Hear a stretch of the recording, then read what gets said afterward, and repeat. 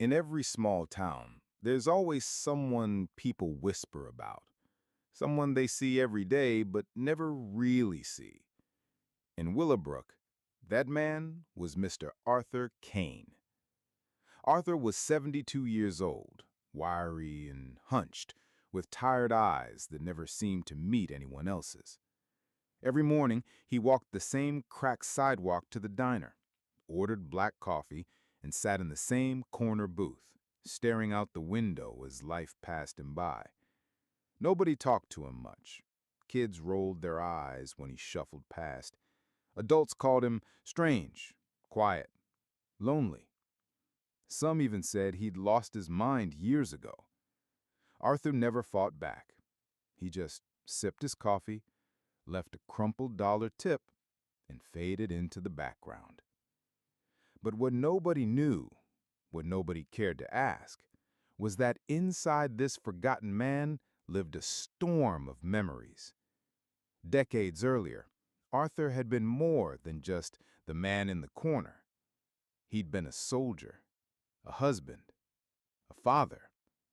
He'd seen war. He loved deeply. He'd lost even deeper. His wife, gone too soon. His son, estranged after years of silence. And so Arthur folded into himself, becoming the shadow that people barely noticed, until one night, the night that would change everything. The town was hosting its annual talent showcase. It was usually just high school kids singing pop songs or nervous parents fumbling through guitar chords. The diner had a small flyer taped to the door. "Sign up. Everyone's welcome." Arthur never gave it a glance, but faith has a way of forcing doors open. That evening, as the showcase kicked off in the old town hall, a sudden downpour battered the streets. Arthur ducked inside to get out of the rain. He stood at the back, dripping, ignored, watching his teenagers belted out off-key songs while the audience clapped politely. Then something strange happened. The final act canceled at the last minute. The host, flustered, asked the crowd if anyone else wanted to perform. The silence was suffocating.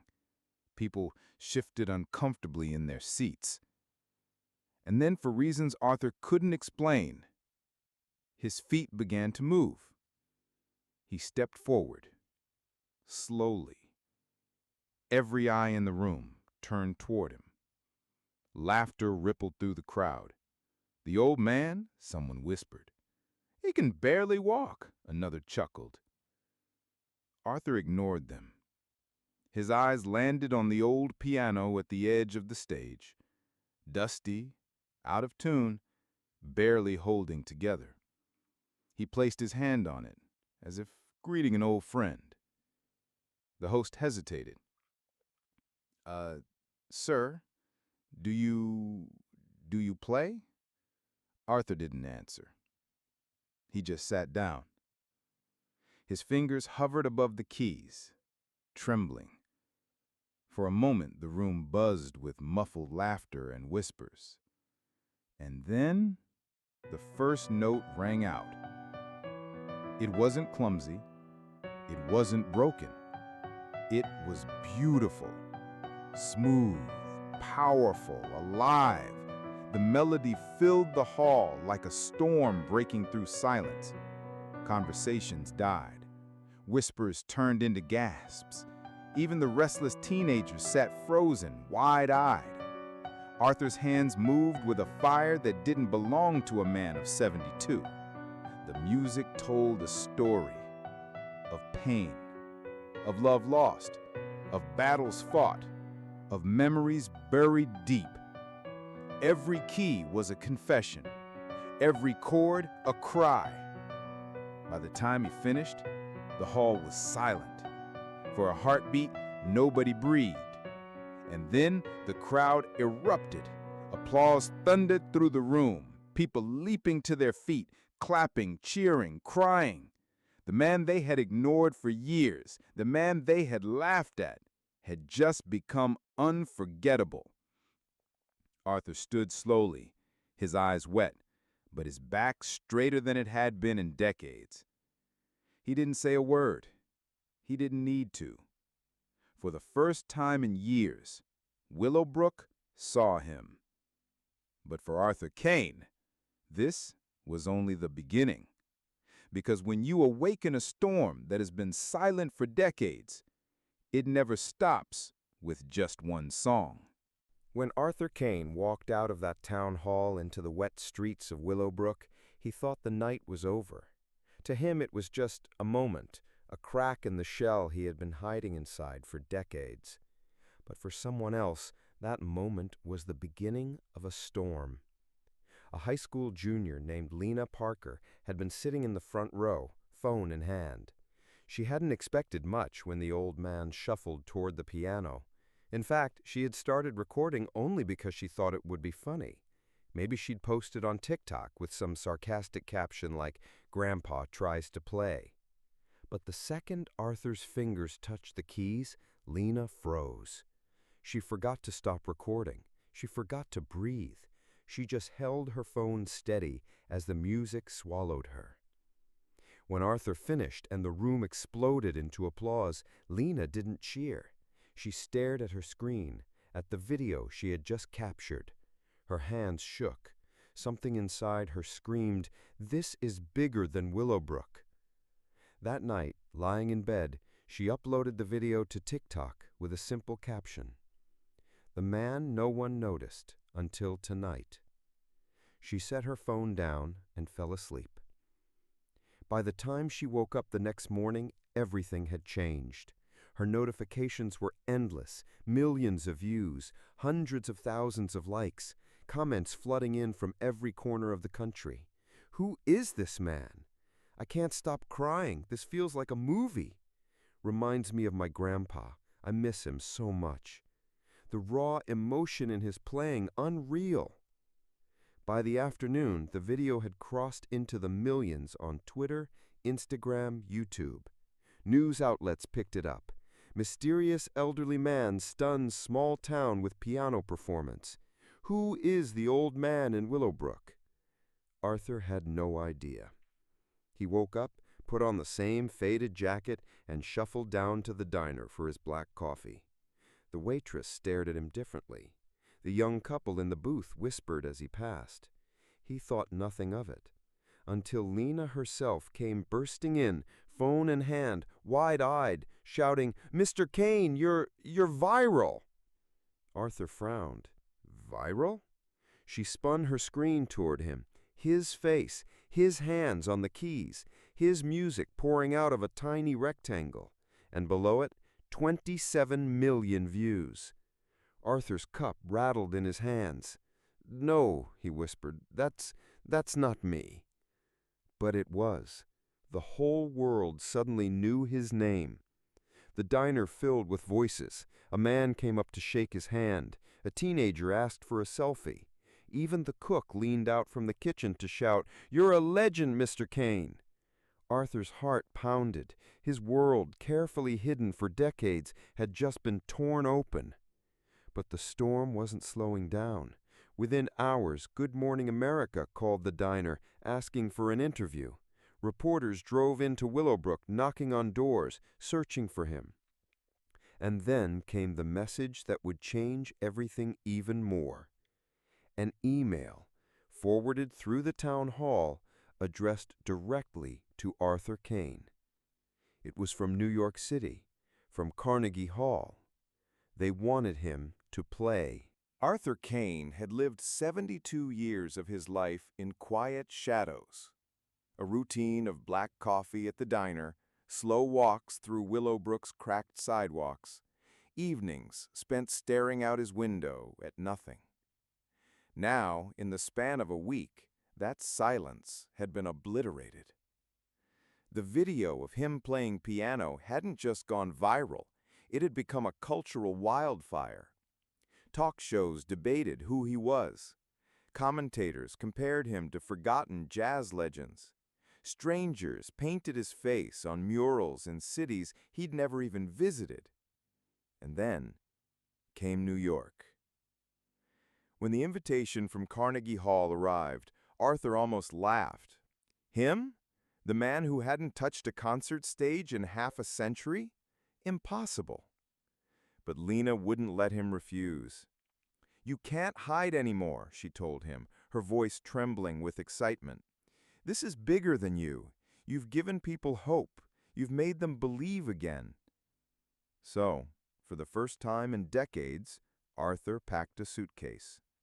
The townspeople pooled money for his train ticket, and when he boarded that silver train under the gray morning sky, Willowbrook gathered on the platform to cheer him off.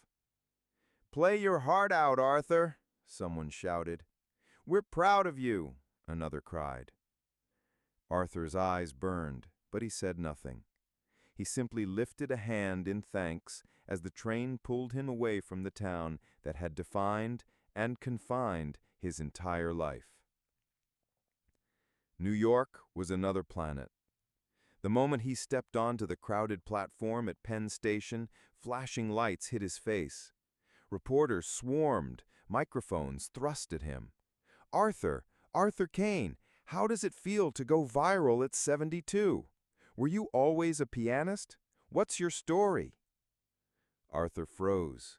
He wasn't ready. He wanted to turn around, take the train back, vanish again. But Lena stepped between him and the mob. "He'll tell his story on stage," she said firmly. "That's where it belongs." And so they pushed through the chaos into the city's beating heart. Carnegie Hall itself was overwhelming. Arthur stood inside the golden auditorium, staring at the velvet seats, the chandeliers dripping light from the ceiling. He whispered, "I don't belong here." But Lena grinned. "You've belonged here your whole life. You just forgot." The night of the performance, the world tuned in. The event was live-streamed globally. Millions of people across the United States and beyond waited to see the mystery pianist from Willowbrook. Backstage, Arthur's hands shook. He looked down at his fingers, twisted slightly from arthritis. Could they even obey him? Could they still channel what burned inside? And then, as he sat at the grand Steinway on the stage, his eyes lifted to the balcony. He froze.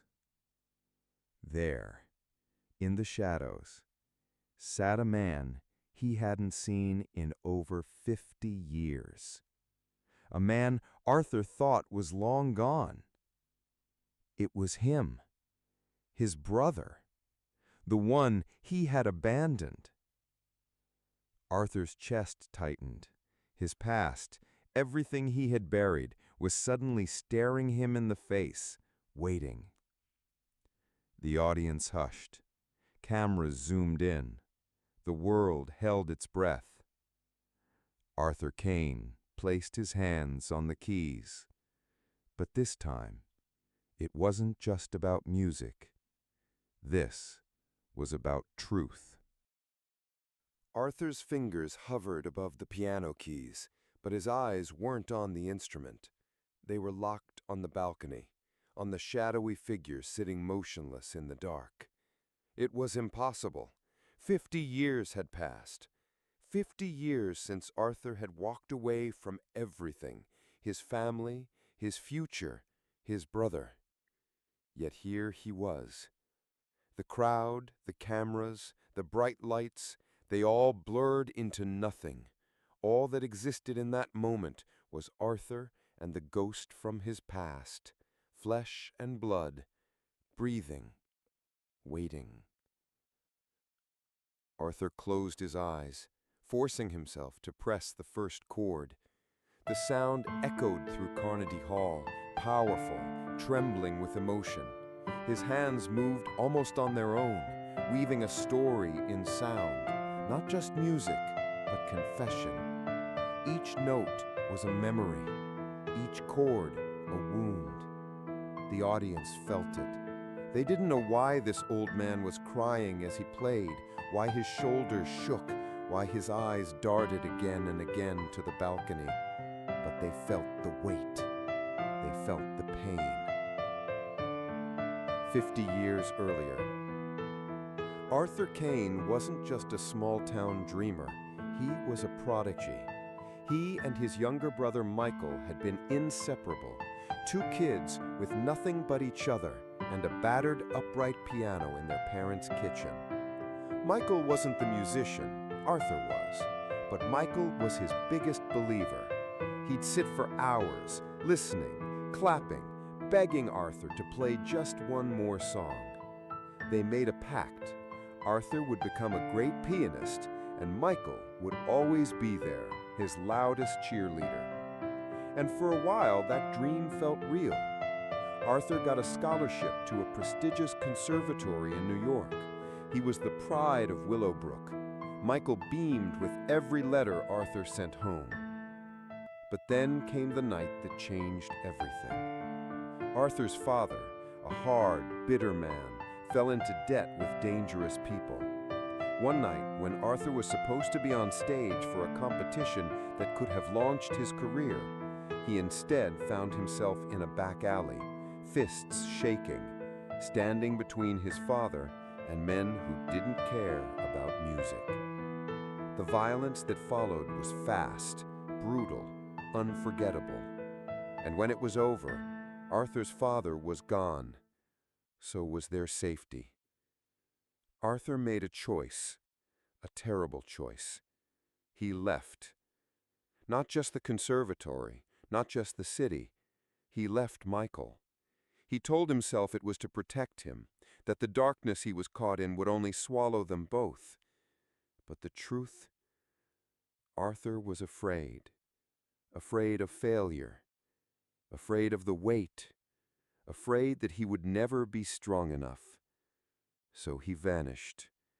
He built a new life of silence.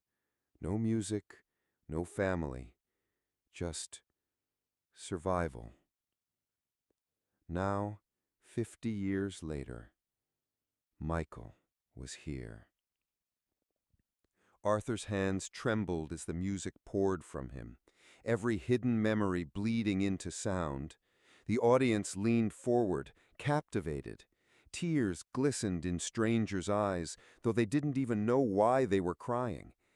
And then, as the final note faded into silence, Arthur did something no one expected. He rose.